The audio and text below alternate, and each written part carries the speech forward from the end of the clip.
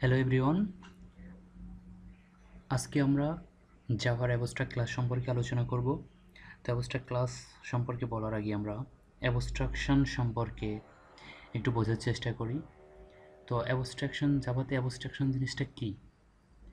তো অ্যাবস্ট্রাকশন বলা হচ্ছে যে hide the implementation detail and showing functionality to the user.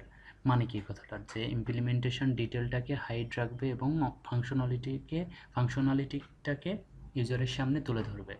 যেমন আপনি প্রতিনিয়ত ফোন করেন, এসএমএস করেন, কিন্তু আপনি জানেন না যে ভিতরে কিভাবে কাজ করতেছে, কিভাবে ফোনটা কল হয়, কিভাবে এসএমএসটা সেন্ড হয়। এগুলো কিন্তু ইউজারের জানার বিষয় না। ইউজার শুধু ফোন এবং এসএমএস করেই কাজ শেষ। তো এর ভিতরের ফাংশনালিটি কিন্তু আমরা জানি না অ্যাকচুয়ালি। তো এবার দুইটা ওয়ে আছে এই অ্যাবস্ট্রাকশনটা অ্যাচিভ করার জন্য জাভাতে। একটা হচ্ছে অ্যাবস্ট্রাক্ট ক্লাসের মাধ্যমে, আর একটা হচ্ছে ইন্টারফেস ইউজ করার মাধ্যমে। তো অ্যাবস্ট্রাক্ট ক্লাস বলা হচ্ছে যে যে কোনো ক্লাসের আগে অ্যাবস্ট্রাক্ট কিওয়ার্ডটা থাকলে সেটা অ্যাবস্ট্রাক্ট কিওয়ার্ড হবে, এবং এবং হচ্ছে তার ভিতরে যে মেথডটা থাকবে সেটাও অবশ্যই অ্যাবস্ট্রাক্ট হইতে হবে। আর যদি অ্যাবস্ট্রাক্ট না হয়, এটা হচ্ছে তার রুলস। তো আমরা রুলসগুলো দেখে নিই। যদি মেথডটা যদি অ্যাবস্ট্রাক্ট না হয়, তাহলে তার ইমপ্লিমেন্টেশন ওই অ্যাবস্ট্রাক্ট ক্লাসের ভিতরেই করে আসতে হবে। তো চলুন জিনিসটা আমরা আসলে একটা এক্সাম্পল দিয়ে বোঝার চেষ্টা করি। তো এটা হচ্ছে আমার এই প্যাকেজের ভিতরে আমরা একটা ক্লাস ক্রিয়েট করব, নাম দিলাম ডেমো। ওকে, ডেমো ক্লাস নাম দিলাম। তো এখানে আমাদের মেইন মেথড মেইন লিখে কন্ট্রোল স্পেস দিলে আমাদের মেইন মেথড ক্রিয়েট হয়ে যাবে। এখন আমরা কি করব, একটা অ্যাবস্ট্রাক্ট ক্লাস তৈরি করব। অ্যাবস্ট্রাক্ট ক্লাস তৈরি করার নিয়ম হচ্ছে অ্যাবস্ট্রাক্ট কিওয়ার্ড, তারপরে ক্লাস, তারপরে ক্লাস নেম। আমরা এ নামে একটা অ্যাবস্ট্রাক্ট ক্লাস তৈরি করলাম। এখন দেখেন অ্যাবস্ট্রাক্ট ক্লাস হইলে এখন আমরা কি করব, এর ভিতরে একটা মেথড তৈরি করব। এখন যদি আমরা ডিসপ্লে নামে একটা মেথড বানাই, দেখেন তো এখানে একটা কম্পাইলেশন এরর পাবে। কি বলবে যে যদি আমাদের কোনো মেথড যদি কোনো ক্লাস অ্যাবস্ট্রাক্ট হয়, মেথডও অ্যাবস্ট্রাক্ট হইতে হবে, আর যদি না হয় তাহলে সেটার ইমপ্লিমেন্টেশন ভিতরে দিয়ে আসতে হবে। এই যে এখন আর কোনো এরর নাই। তো এই জন্য আসলে অ্যাবস্ট্রাক্ট ক্লাস ইউজ করলে 100% অ্যাবস্ট্রাকশনটা অ্যাচিভ হয় না। সো এটা আমরা ইন্টারফেসে দেখব। এখন আমরা এটাকে অ্যাবস্ট্রাক্ট করে দিই, মেথডটাকে অ্যাবস্ট্রাক্ট।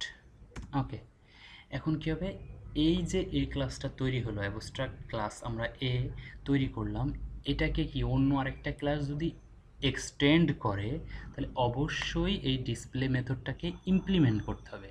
লাইক আমরা যদি ডেমো ক্লাসের ভিতরে এক্সটেন্ড আমরা যদি করি, তাহলে দেখেন এখানে একটা এরর দিচ্ছে, বলবে যে কি তুমি ওকে কি করো, এই যে অ্যাড আনইমপ্লিমেন্টেড মেথড।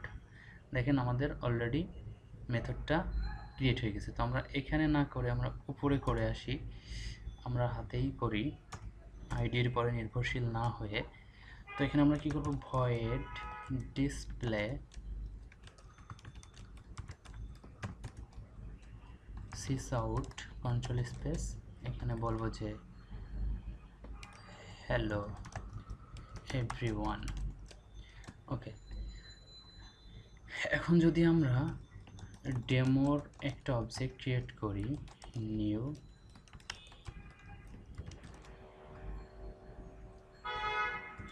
ওকে, এখন যদি আমরা ডিসপ্লে দিয়ে যদি আমরা রান করি, তাহলে হ্যালোটা দেখতে পাবো। ওকে,